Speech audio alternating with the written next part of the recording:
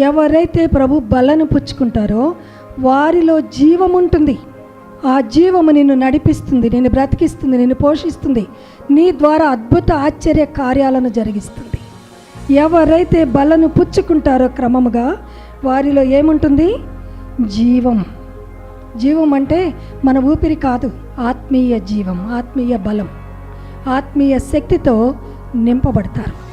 ప్రభు బలను పుచ్చుకునేవారు, క్రమముగా పుచ్చుకునేవారు. First thing ఏంటి? బలను పుచ్చుకుంటే వచ్చే మొదటి లాభం జీవము గలవారు. నిత్య జీవం కాదు, జీవం గలవారం అవుతాం.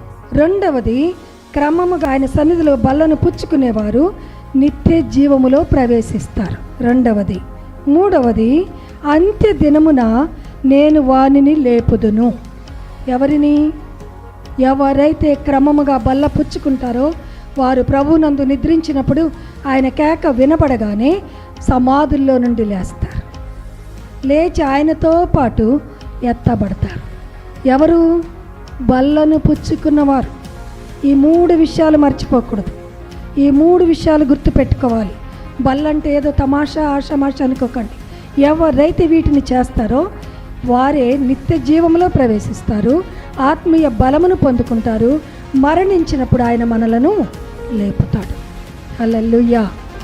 మందిరములో ఉన్నంత వరకు భక్తుల్లాగా కనబడతారు, మందిరము దాటగానే భక్తిహీనులైపోతారు. వారి మాటల్లో, వారి జీవితంలో, వారి ప్రవర్తనలో, వారి క్రియలలో అన్యుల కంటే అన్యాయముగా ప్రవర్తిస్తారు.